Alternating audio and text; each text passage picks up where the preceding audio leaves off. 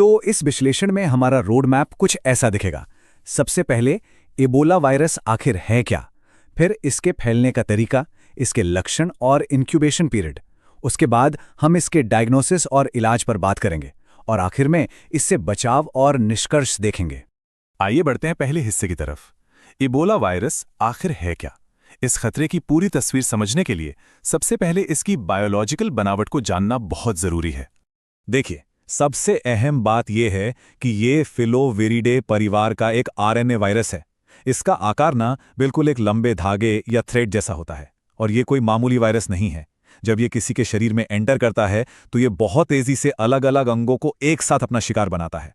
यही वजह है कि इसे इतना सीरियस माना जाता है, क्योंकि ये इंसानों और कुछ जानवरों के अंदरूनी सिस्टम को पूरी तरह से हिलाकर रख देता है। अब थोड़ा पीछे चलते हैं।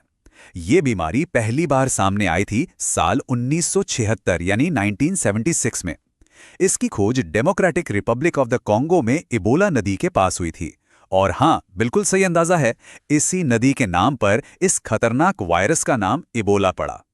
तब से लेकर आज तक इसने मेडिकल दुनिया को कई बार बड़ी चुनौती दी है। तो अब आते हैं अगले और शायद सबसे जरूरी सवाल पर, इसके फैलने का तरीका। आखिर ये एक शरीर से दूसरे शरीर में जाता कैसे है? इसका ट्रांसमिशन सीधे तौर पर इन्फेक्टेड स्रोतों के संपर्क में आने से होता है, यानी किसी संक्रमित व्यक्ति या जानवर का खून, उनकी लार, पसीना या उल्टी। यहां तक कि अगर किसी ऐसी सुई या मेडिकल इक्विपमेंट का दोबारा इस्तेमाल हो जाए जो इन्फेक्टेड था, तो वो भी इसका बहुत बड़ा कारण बन सकता है। एक और पॉइंट जो ध्यान रखने वाला है, जंगली जानवर, खासकर चमगादड़, इस वायरस के नेचुरल कैरियर माने जाते हैं। यहाँ पर एक बहुत बड़ी गलतफहमी दूर करना जरूरी है। इबोला नॉर्मल फ्लू की तरह हवा से नहीं फैलता, बिल्कुल नहीं। ये कोई एयरबॉर्न बीमारी नहीं है। इसके फैलने के लिए शारीरिक तरल पदार्थों यानी बॉडी फ्लूइड्स का सीधा संपर्क होना पूरी तरह से अनिवार्य है। ये एक ऐसा फैक्ट है जो डर को कम करने और सही एहतियात बरतने में बहुत मददगार साबित होता है। आइए अब देखते हैं इसके लक्षण और इंक्यूबेशन पीरियड, मतलब शरीर में घुसने के बाद ये वायरस कैसे रिएक्ट करता है। 2 से 21 ये नंबर्स बहुत क्रूशल हैं। जब वायरस बॉडी में चला जाता है तो तुरंत कोई लक्षण नहीं दिखते। ये 2 से 21 दिन का जो वक्त है ना, इसे इंक्यूबेशन पीरियड कहते हैं। ये एक बड़ा ही टेंस टाइम होता है, क्योंकि वायरस चुपचाप शरीर के अंदर अपनी गिनती बढ़ा रहा होता है, लेकिन बाहर से कोई भी वार्निंग साइन नहीं मिलता।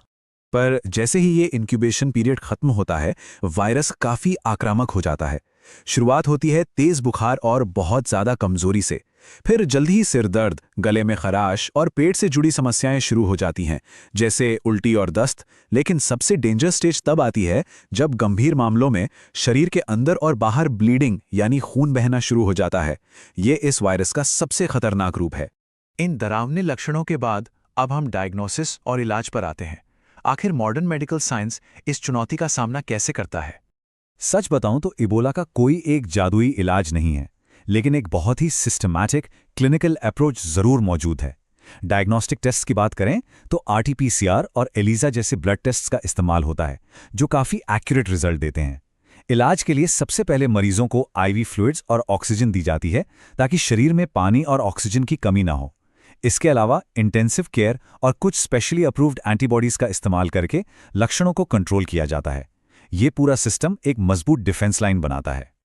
और अब हम पहुंच गए हैं आखिरी और सबसे जरूरी हिस्से पर, बचाव और निष्कर्ष। इस वायरस को रोकना कैसे है? देखिए, इस बीमारी की चेन को तोड़ने के लिए कुछ सख्त नियम फॉलो करना बहुत जरूरी है। इन्फेक्टेड लोगों से दूरी बनाए रखना और बार बार हाथ धोना सबसे बेसिक पर सबसे इफेक्टिव कदम है। हेल्थ वर्कर्स के लिए बिना पीपीई किट के काम करना बिल्कुल मना है।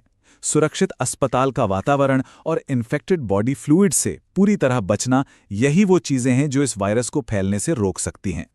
यहाँ एक बात स्ट्रांगली हाईलाइट करना बहुत जरूरी है। ये सच है कि इबोला से मोर्टेलिटी रेट यानी मृत्यु दर काफी हाई हो सकती है, पर उम्मीद की किरण ये है कि अगर बिल्कुल शुरुआत में ही सही इलाज मिल जाए तो बचने की संभावना बहुत ज्यादा बढ़ जाती है। सही वक्त पर किया गया मेडिकल इंटरवेंशन सच में जिंदगी और मौत के बीच का अंतर तय करता है। तो इस पूरे विश्लेषण के बाद एक बड़ा सवाल सामने आता है, क्या सही जानकारी, सावधानियां और वक्त पर इलाज इबोला वायरस को सच में हरा सकते हैं? खतरा बेशक बहुत बड़ा है, लेकिन हमारी साइंस, हमारी अवेयरनेस और समय पर उठाए गए कदम उससे भी बड़े हथियार हैं। सही जानकारी ही हमारा सबसे बड़ा बचाव है।